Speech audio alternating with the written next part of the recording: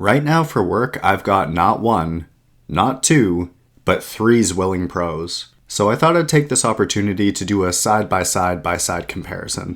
And I'll have timestamps below, but I'm just going to talk about this thing from butt to tip, and I'll talk about things as they come up. And at each stage, I'll try to start with their similarities, and then I'll get into their differences. A quick disclaimer though, if you're new here, I have a clear bias towards these knives. So I'm going to do my best to stay impartial here, but some parts of a knife review really do just come down to opinion. So whenever I'm offering mine, just keep this in mind so that you can come to your own conclusions. But wait, is it this Zwilling Pro or this Zwilling Pro? Yeah, it's kind of confusing. I'm pretty sure these blades had different names at some point, but I might be going crazy. Anyways, all of the blades that I'm looking at today have the German profile, and they're listed as the classic on their website. So let's jump into it. First things first, these knives are manufactured in Germany, and they are indeed metric knives. So when we're looking at these measurements, everything I say in millimeters is the true dimension, and everything in inches is rounded to the nearest decimal. And we're going to start with the handle because on all three of them, they are exactly the same. For our overall length between the tip of the heel and the butt of the knife, you've got 130 millimeters, or around 5.2 inches, and that gives us 125 millimeters of actual handle, or 4.9 inches. The scales themselves are 115 millimeters, or around 4.5 inches. The handle's 19 millimeters thick, or about 3/4 of an inch, and it's 25 millimeters wide, which is about an inch. And really, this is a pretty unremarkable handle. In terms of its size, it's pretty comparable to like any Western style chef knife I've ever picked up off of a store shelf. And in terms of its shape, it's pretty minimal. It's quite Spartan, really. They all have these crisp lines on the scales, but they don't really dig into my hand. But that might have more to do with the specific size of my hands than anything about the design. And while we're here, let's talk about knuckle clearance. All three of these blades are 48 millimeters wide.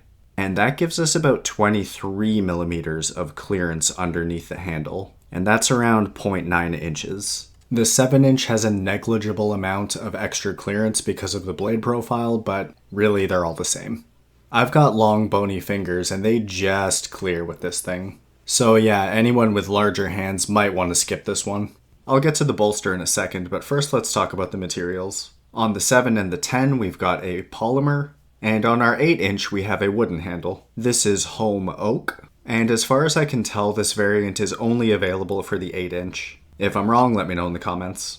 And it's a very dense wood with a soft satiny finish. I'm not sure if it's stabilized or not, but it definitely still feels like wood, not like plastic.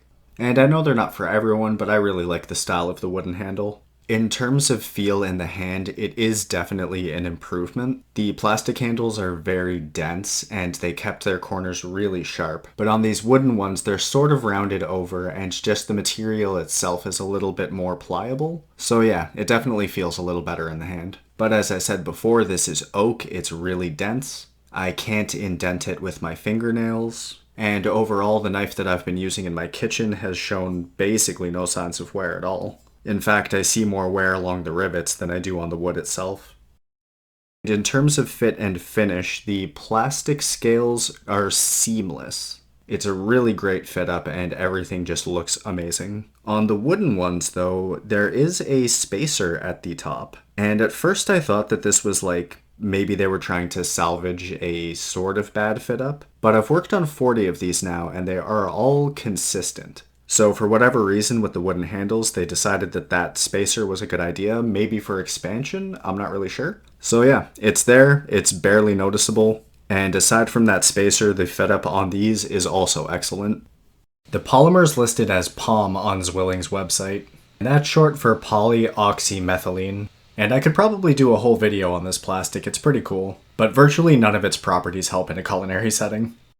In terms of durability, I can't really comment because I haven't had any of these in my kitchen for like an extended period of time. But what I will say is that I can scratch the surface with my fingernail. And because it's like such a uniform smooth surface, those marks are just a lot more noticeable. Like I can get similar scratches in the wooden handles, but because the wood is a little bit more forgiving, it will move back over time and there's texture there as well, so the scratches stay more hidden. So between the two, you can expect to see more wear on the polymer handles over time, but in terms of density and durability, they seem pretty comparable to each other. And I have to admit that these knives look really smart with those black handles. Like, I'm a sucker for wood, but man, I don't know, the black just lends a lot of gravitas to the blade. Oh, and it's worth mentioning that this isn't like a super glossy black. It's more of a satin finish, and I think it looks a little bit more classy.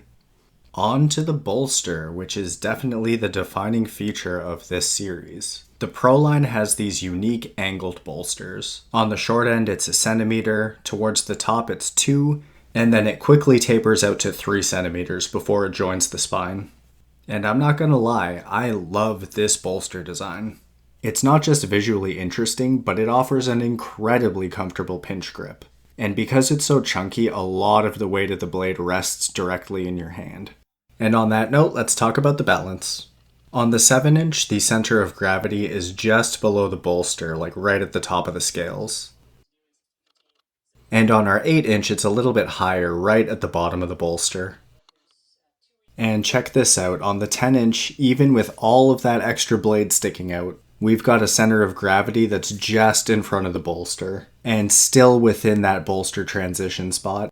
So yeah, with all three of these blades in a pinch grip, they really do feel balanced and centered. But comparing them all side by side, I'll definitely be giving the best feel to the 8-inch here. I think with just the overall weight of this one and where the balance point ended up, you really get a great sense of control when you're holding it. Coming back around to the bolster, there is one major trade-off with this design, and that's how thick the blade is for the first 2.5 centimeters. Taking a look at the choil, this thing looks more like a splitting axe than it does a chef knife. Now in very specific cases, like if you're dealing with squash, this is awesome. But for a general use chef knife, this might not be your preference. But the bolster has one more trick up its sleeve, and that's general comfort over time. I've talked about rounding over the spines of blades in the past, and I explained that that was a creature comfort for people who use their knives all the time, like for hours at a time. But with this bolster design, you really don't have to worry about it. There's just so much surface area that your hand is resting on that there's nothing for your hand to really dig into as you're using it. So yeah, overall, very clever design, and I obviously like it a lot.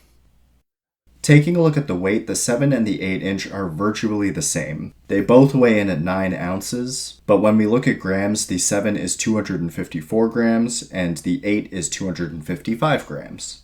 And the 10-inch weighs in at 10.5 ounces, or 297 grams. And with that, let's move on to the blades. The so-called 7-inch comes in at 175 millimeters, or 6.9 inches. The 8-inch comes in at 200 millimeters, or 7.9 inches. And we finally score a win for Imperial because the 10-inch comes in at 260 millimeters, or 10.25 inches. And I mentioned before that they're 48 millimeters wide, that's about 1.9 inches. And looking along the spine, we see some excellent German engineering going on, because even though they're all different sizes, there is some very clear consistencies here. So the tang itself is 4 millimeters wide, but where the bolster meets the spine, it's 3 millimeters. And then on all three of them, 12 centimeters from the tip of the blade, they are 2 millimeters wide, and 3 centimeters from the tip, they taper down to 1 millimeter.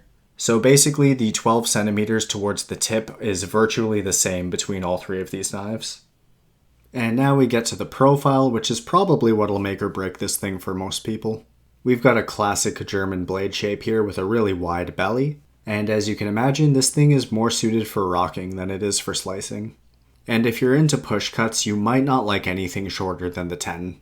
When we lay our 7-inch down flat on the board, you can see that you've only really got 3 inches of flat on the blade before you gotta start rocking. And on the 8-inch, you have 4 inches. And on the 10-inch, you get 6 inches. Of course, you need to have the counter space and cutting board space to make use of a 10-inch knife, but there you have it. But hold on, do you remember that other Zwilling Pro chef knife? Now, I've never even seen one of them in real life. But if you like everything else you've been hearing about this knife, it's just the blade profile that's killing you, maybe it's worth checking that one out, I don't know. And finally, we come to the cutting edge. These all sport V-edges with 15-degree bevels, which seems to be quite fashionable these days. But the edge is only as good as its steel, so let's check that out next. I was a little surprised to see this, but the branding is slightly different on the 10-inch. On the 7 and the 8, we see that these are ice hardened, but we don't see anything like that on the 10-inch. So I thought I'd investigate for myself, and I busted out my hardness testing files. And if you're not familiar, they're just a set of files that are in varying degrees of hardness. They start at 40 HRC and they go up to 65 in this set. And what I found is on the 7 and the 8-inch knives, the 55 Rockwell file would skate, but the 60 Rockwell file would bite. But for our 10-inch, it was biting on the 55, just barely, but it was biting. Now on their site, they say that their Zwilling Pros are between 55 and 58 Rockwell. So it seems like the 7 and the 8 are definitely within that range, but the 10 is just shy of it. And just for the sake of clarity, that doesn't mean that they're made of different metals. It means that the metals that they used were heat treated differently. And in this case with sub-zero tempering, it's an extra quench process that happens. This is probably where I would talk about edge retention and performance. Maybe do a cut test. But to be perfectly honest, this video already feels like it's too much of a conflict of interest. I honestly just happen to have these 3 knives at the same time, and I don't know when I will ever again. I'm trying to treat this more as like an overview than a review. So yeah, I hope you found this to be useful, but I encourage you to go check out what other people have to say about these blades as well. Just one last thing, because I can't help myself. I mentioned that the upper 12 centimeters of the blade is where it goes from 2 centimeters of the spine out to the point. So that's preferably the part of the knife that you want to use if you're like dicing onions or doing anything where you need like a finer blade. And then the belly of the blade is good for all of your chopping operations. With that in mind, you'll definitely need a bit more dexterity if you want to go for the 10-inch. I'm not used to working that close to the tip on 10-inch knives, so I kind of struggled with that one. But yeah, I think that's really the only thing I can say when it comes to like comparing these things to each other. So I guess that's it for now. Like, comment, subscribe, Instagram, that stuff. Yeah.